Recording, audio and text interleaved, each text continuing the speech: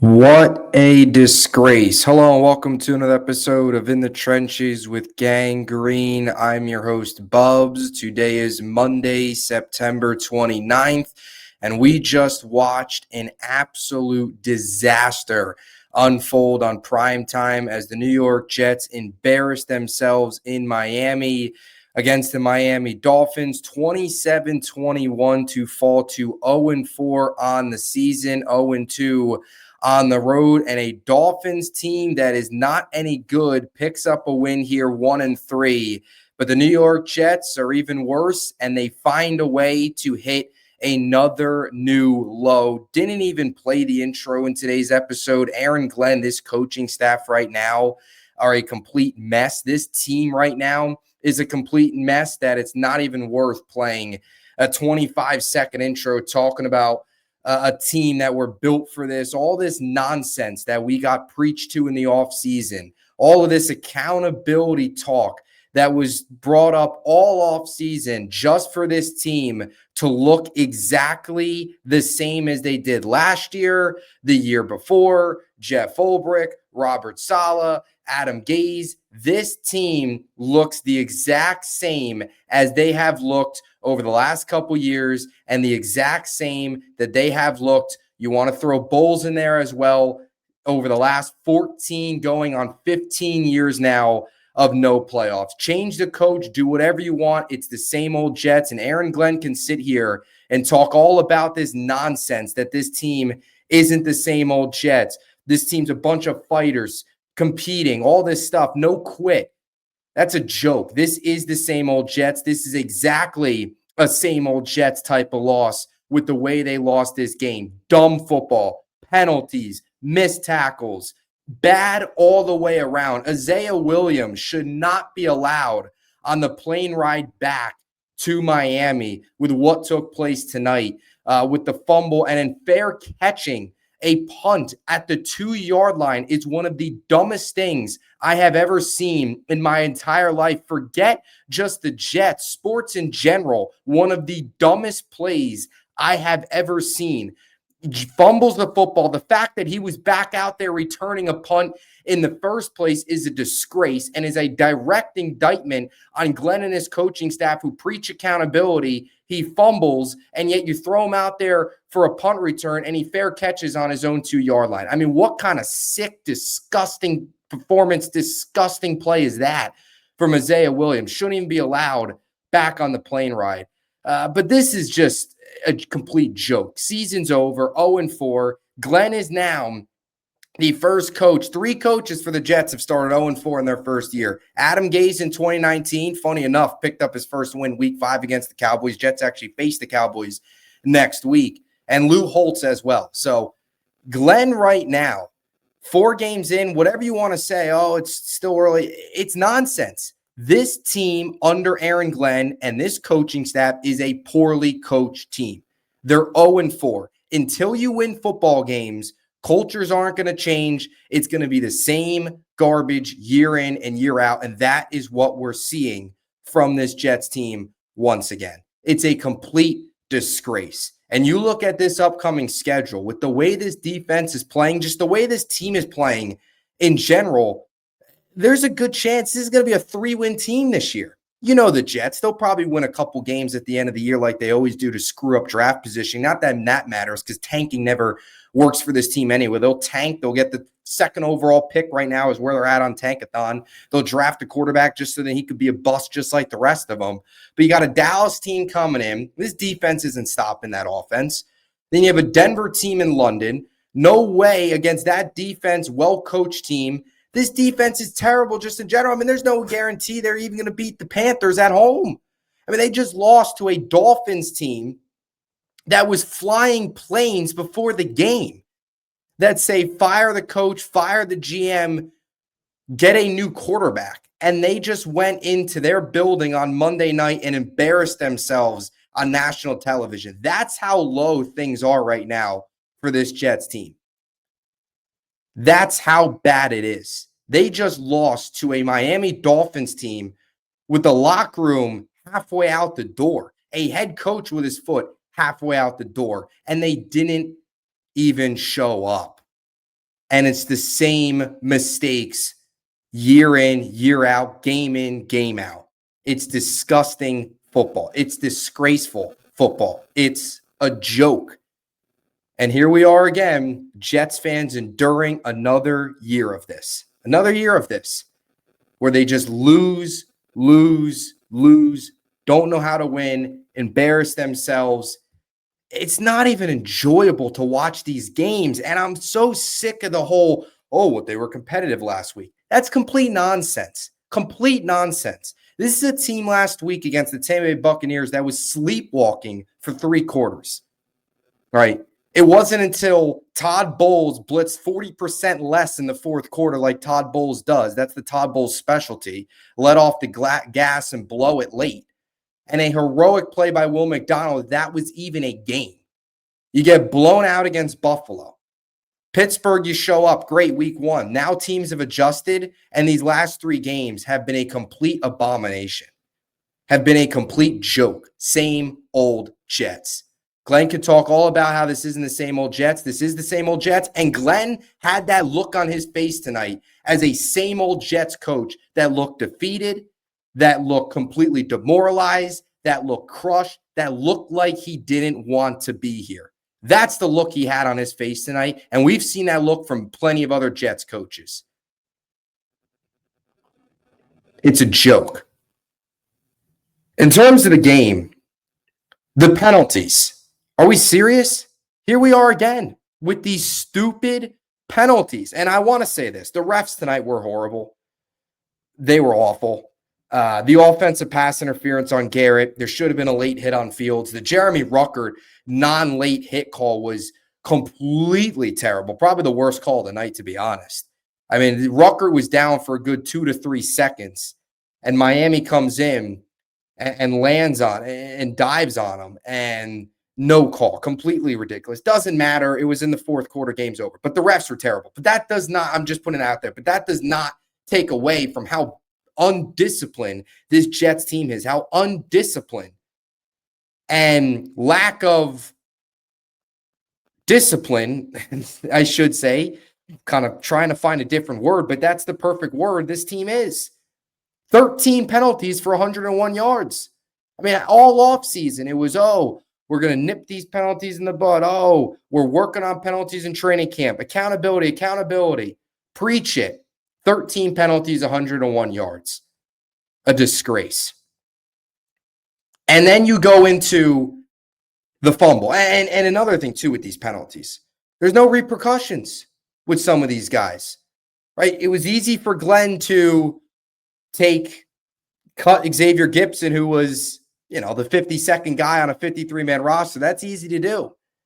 But when it's these others, higher name players, bigger name players making penalties, there's nothing that happens. These guys are staying on the field. There's no repercussions. It's the same old Jets. It's the same coaching that we've seen for years. There's nothing. It's an undisciplined team. There's no leader. It's a rudderless ship as it always is. It's a sinking ship. They're taking on water.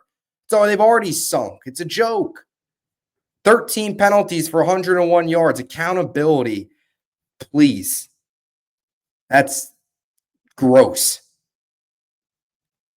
Every single game, we continue to talk about the penalties being an issue. And some of these penalties, too, whether it was the illegal shifts, there was an early portion of this game where Justin Fields could not figure out who the Mike linebacker was. So many miscommunications along the offensive line, not understanding what was happening pre-snap.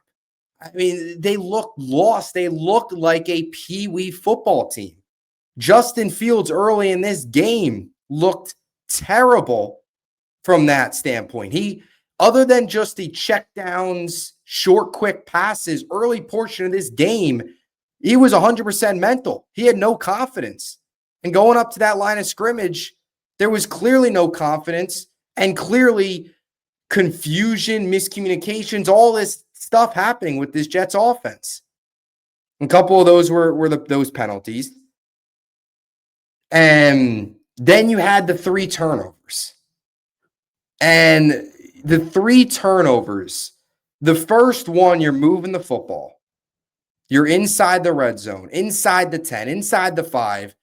Braylon Allen's having success. Breece Hall's having success. You're moving the ball. Good first drive. Right? Defense gives up 3, but what do we talk about so much with this Jets offense? Go down there and score on the first drive. A touchdown. Not just kick a field goal, not just settle for 3. Go down long 10, 12 play drive where you're running the football down their throat and you punch it in for 6. And you make a big statement on the road. We've said that pretty much every single week. They were right there doing that. And then you get this is the Miami 6-yard line. They punch it out. You're inside the 10, and you have that costly fumble. And right when Braylon Allen fumbled, you knew that game was over. You knew it right then and there. Anytime this team, another thing we talk about, this team, anytime they face adversity, anytime a problem occurs, a fumble, a penalty, they crumble. Right at the sight of adversity, they always crumble. That's exactly what they did. Because then on the flip side of that fumble, you had the defense let up a 15-play, 96-yard drive that took 8 minutes and 40 seconds off the clock. The Jets didn't get the ball again until more than halfway through the second quarter. Right? The at least silver lining to that could have been Miami was backed up inside their own 10. You get a 3 and out. You get the ball near the 50, relatively good field position. You can find a way to get those points back. Instead, that turns into a 14-point swing because the Jets don't get the touchdown. Miami ends up going down and scoring the touchdown. It's a massive swing in that game. So that fumble, terrible spot early in the game, and another week where this team hurts themselves in the first drive. And why the difference in a field goal, a fumble, and a touchdown.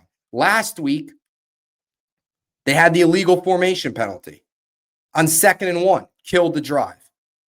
Ended up having to settle for a field goal. Unacceptable 2nd and 1 penalty. This week, it's the fumble. Every week, it's been something different. Heck, even week 1, week 2, Justin Fields completely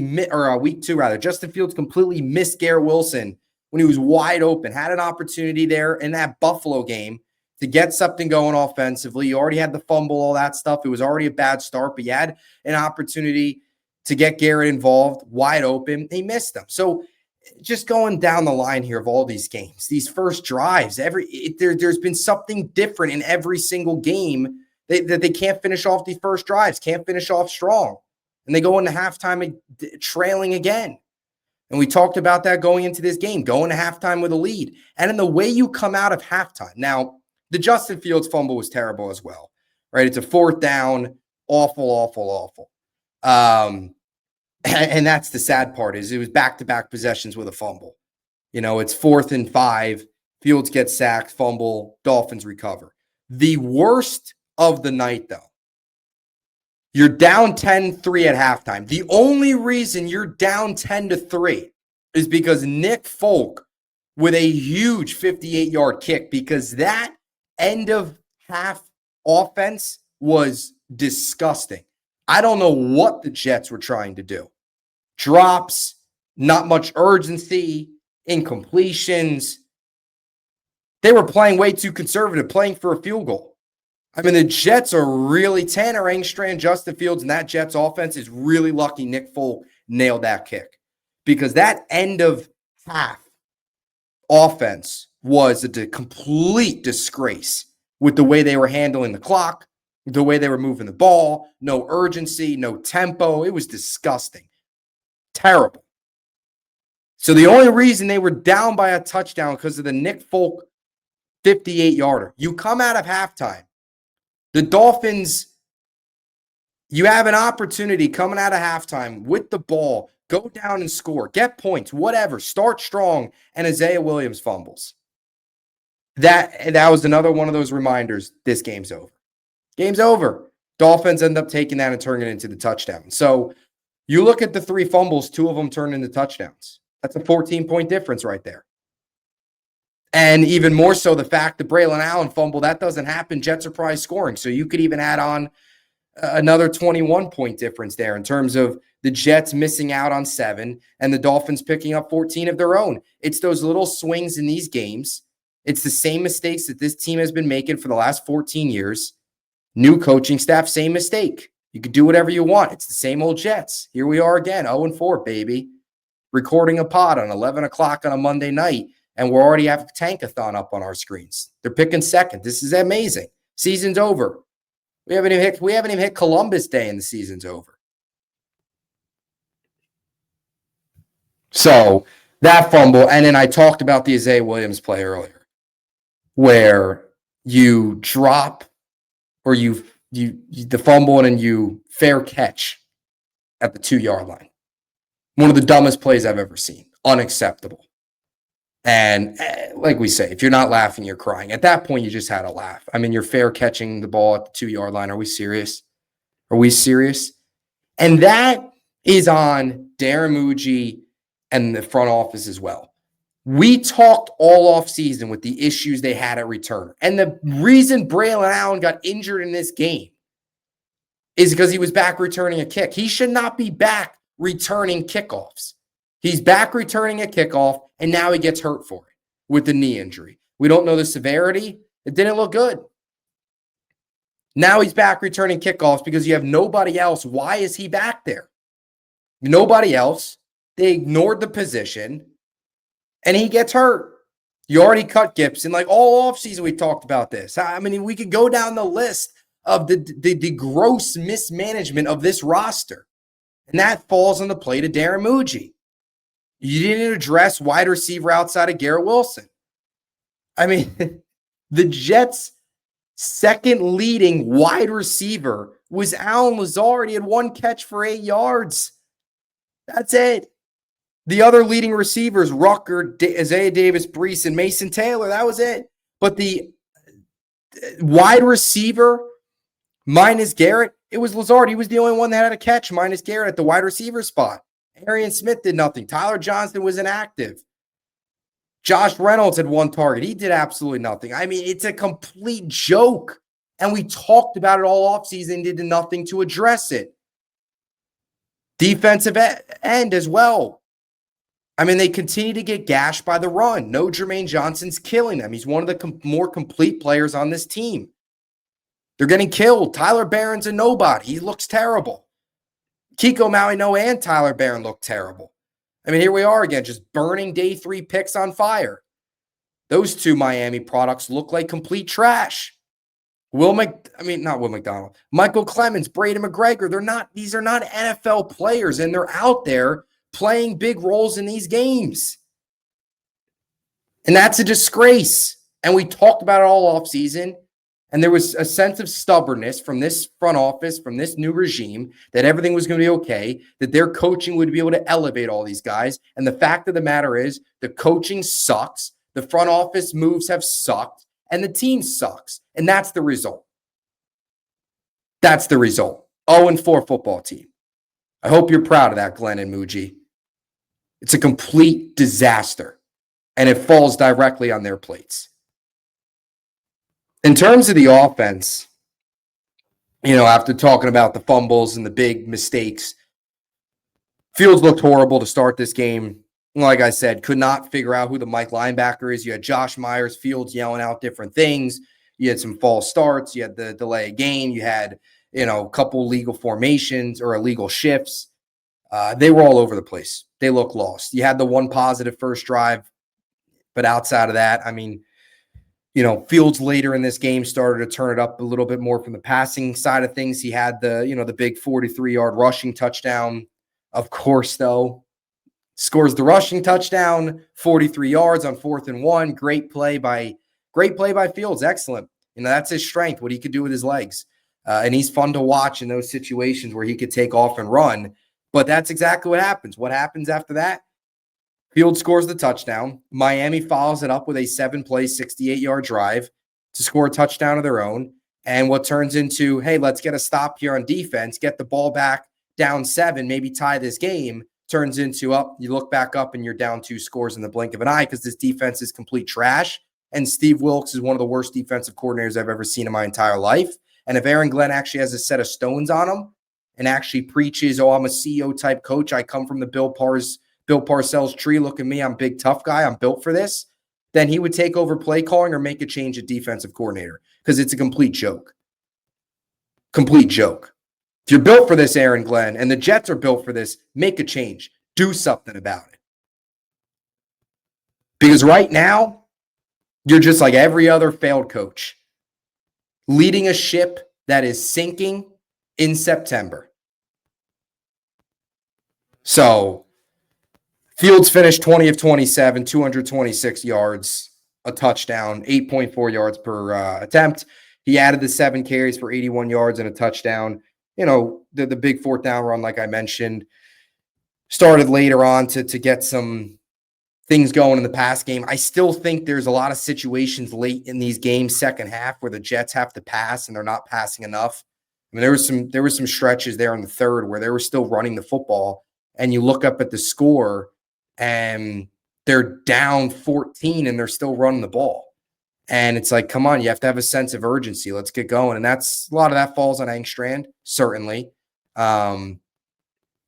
You know, and I just, even last week, I think sometimes they're still way too reliant on the run late in games when they're down by a lot. You're down by a lot, you got to have a sense of urgency. You got to get moving. I mean, they had a terrible stretch where they ran 3 plays in a row.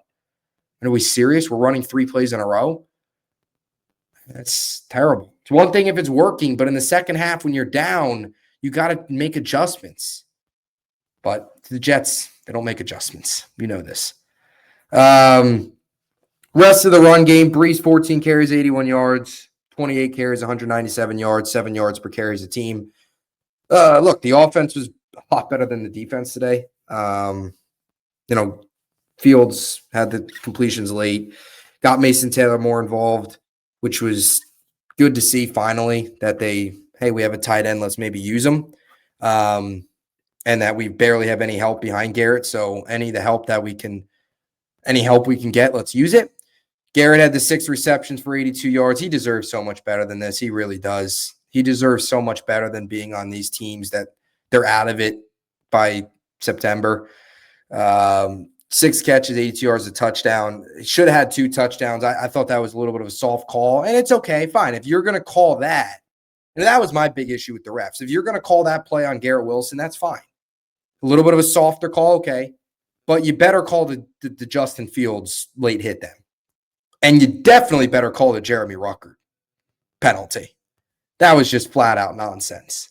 So, that was the issue. Call it both ways. Not that it would have mattered.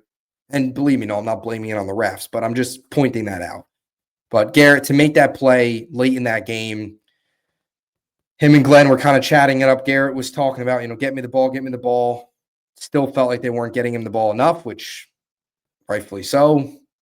There's been a couple plays, couple games now where guys are running open. Fields doesn't see him. Tyrod doesn't see him. Whoever's been at quarterback, the whole cast of characters here. Mason Taylor, 5 receptions, 65 yards. So his best day, definitely. He did have the 1 drop. Didn't end up hurting them, but it could have been the difference in the Nick Folk kick if he missed it, because Taylor caught that. It's probably like a 53 to 52-yard field goal.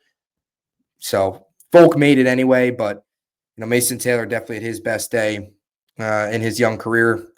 That was it. Brees, 5 catches, 30 yards, and then Ruckert had the 1 catch. Isaiah Davis had 2 catches, and you got nothing minus Garrett. Garrett's on his own. Garrett's on an island, and he's still putting up numbers, still making plays, even with nobody around him. And everything just so predictable from a receiving standpoint. Lazard and Josh Reynolds were the only 2 other receivers targeted, and that's a disgrace. That is a complete disgrace. And I continue to say this. I mean, the least you could do is, look, we don't know if Arian Smith's any good, but the least you could do is to keep this defense guessing a bit. Is it that hard to send Arian Smith on a vertical? Is it that hard to send Arian Smith on a go? Throw him the ball deep? Just to keep the defense guessing a little bit? Who knows? Maybe you get a pass interference. Who knows? Maybe you execute on the play. Right? Those little things. They could still try some of these other things that being so simple and vanilla. So, whatever. That's the offense. The biggest issue is this defense. Steve Wilkes his seat has got to be red hot. Red hot.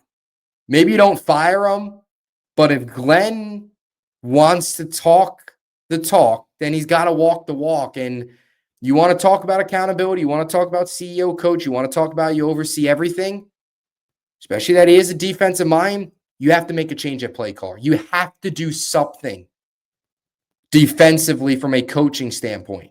You can't continue to let this happen week in and week out. There is no adjustments from Steve Wilks whatsoever. It's so vanilla and so predictable. It's the same thing every single week.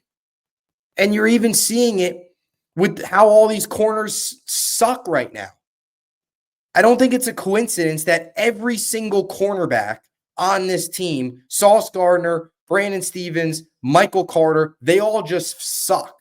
Now, Stevens, we always have known sucked, but I do think some of it is just the simple vanilla coverages that they are in that defense look at and they're licking their chops. There's no disguising. There's nothing. It's vanilla. Guys are running wide open. I mean, Tyreek Hill prior to the injury was running wide open. Jalen Waddle was running wide open tonight. I mean, Darren Waller, are we serious? The guy was making music a couple months ago, and he went out there tonight and had three catches and 2 touchdowns and scored on Sauce Gardner, the big top dollar man, lets up a touchdown to Darren Waller. That's a joke, is what that is. That's embarrassing. Prime time, top paid corner in the NFL, and you can't break up a pass in the end zone intended for Darren Waller. You can't make a play there and take away a touchdown from Darren Waller. Are we serious? But it's just so vanilla. The concepts are so vanilla. You go back to the Pittsburgh game. If they're not getting pressure, which ever since Jermaine went down, they're not, and rightfully so. When you have Michael Clemens, Tyler Barron, and Brady McGregor rotating in on the edge, nobody's going to get pressure with that. Nobody's scared of those 3 guys. They shouldn't be in the NFL, as I mentioned earlier. No pressure. The only reason they were able to get home, the only reason, like the Pittsburgh game, even when they got pressure to Rodgers, there was guys running wide open. But when they don't get pressure, there's guys running wide open. It's terrible. And it's the same thing every single week. There's no changes. There's no adjustments. Wilks has been very stubborn from the standpoint of he's going to run his system. He's not going to make changes. He's just going to keep running it because it's working so well for them. It really is. You know, it really is working so well. Every team's finding pockets when they're in the zone. You know, the press man, corners have been getting beat. Sauce looks terrible. Michael Carter is honestly worse than Stevens in some aspects, I'll be honest. And you look at some of the numbers, he actually is worse than Stevens. Doesn't mean Stevens is good. He did have the 1 pass breakup, although you can make a case that was defensive pass interference. But we'll give him the pass breakup, whatever. It doesn't matter. But it is defense, and they can't tackle. Another year of Tony Adams. Seriously? Another year of Tony Adams. Andre Cisco. Guys are just running into each other, too. I mean, the secondary, guys are just running into each other. They are a complete, they're lost defensively. Corners are terrible. Safeties stink. Kiko Maui Noah stinks. Not surprising that he got picked on today as a rookie. Had that terrible penalty. I mean, what else is new? Jets. First start with the Jets, NFL career, and you have a dumb penalty, late hit on Tua. I mean, what else is new with this team? Come to the Jets and you just make dumb penalties. It's a joke. Tony Adams is terrible. He can't tackle. Undisciplined, missed tackles, penalties, holding, Sauce, defensive pass interference, another week. He's been awful. He's had 3 bad games, 1 good game. And he deserves as much criticism as Michael Carter and Brandon Stevens are getting, maybe even more because of the money that they paid him in the offseason. And the down year that he had last year, coming into this season, needed to bounce back, needed to be one of the core pieces for this team, needs to be a blue chip piece for this turnaround that is now, it's not even turning around. They're just going backwards at this point, as they always do. And he's been a complete no-show. Complete no-show from Sauce. Isaiah Oliver, awful. You just look at some of the talent here, and you look at the scheme and schematically what Wilks is doing. I mean, like Andre Sisco, Isaiah Oliver, Kiko Maui Noah, Tony Adams. I mean, these guys they're second and third strings that are starting and playing big roles for this team. Like, seriously? It's a disgrace. It's a total disgrace. So, and they'll never, by the way, never recover a fumble either. Ball drops on the turf twice today or grass, whatever. Recover none of them. So that's right on par with the Jets. Still haven't forced a turnover. We're 4 games in now. I seriously don't think this defense will force a turnover. I really don't. I really don't. They don't fall on fumbles, and there's no way. I mean, who are they gonna? They're not gonna pick off a pass. There's never anybody in the area. There isn't. That's not hype. That's not joking. It's the truth. There is not a single soul in the area when an opposing receiver catches the football. They're running wide open all game long. So here we are again. It's just such a shame. It's such a shame. Glenn, at the beginning of this season, all he said was, or what he said was, what he would want is a team that this fan base can be proud of. Far from it. This team already is very similar to last year's team on the unlikable scale. Unlikability. Unlikable sounds better. I'm sorry. I'm mixing words all over the place. I'm frustrated. It's late. The season's over, and we've got 3 more months of this. Like, we have 13 more games of this. Terrible, terrible, terrible. I don't know why I do this to myself every year. I'm sure you, the viewers, are asking yourself the same thing. And believe me, we'll be back here next week. I'll be back here tomorrow. We have a recap on Saturday. It's the same cycle. It's a sickness is what it is. It's what it is. It's a sickness. And that's what's so disappointing is the fans are here every year. Such a passionate fan base. And they give us nothing in return. Nothing in return. And yet this coach has the audacity to say it's not the same old Jets. And people can sit here and say, oh, you got to give them time. Are you serious? It's been 14 years. Please don't tell me about giving this staff time. Turnovers, rebuilds don't take years. They don't take 14 years. And I'm not blaming the last 14 years on Glenn, but these 4 games look a lot like the last 14 years. And that's the problem. So that's it. That's a recap. Nothing else really for me to say. I think I've hit everything. I'm sure once I click end recording, something always pops up in my head that I wanted to bring up. But I think I've got everything. It's been 33 minutes. This team's just a really bad football team. They're poorly coached. The talent's not very good. It's all around. It's a train wreck. 0-4, season's over. Dallas coming to town. They put up, we all know what Dallas is, put up a ton of points. This defense isn't going to be ready. Dallas defense isn't good, but this Jets offense tonight against Miami couldn't do enough either. So they're going to be 0-5. They're going to be walking out of MetLife 0-5, and I can't wait. I can't wait to see the ticket ads across my television the rest of the year about come out to MetLife. Come out to that dump of a stadium that claimed another victim, by the way, yesterday, Malik Neighbors. All right, that MetLife turf that continues to be rolled out there every single year. It's a disgrace. The league at this point, the NFL at this point should step in, but they don't care. They don't care. So it's a mess. It's a mess. Here we are again. Same old Jets. Aaron Glenn, same old coaching staff. Same garbage, different year. Appreciate you all as always.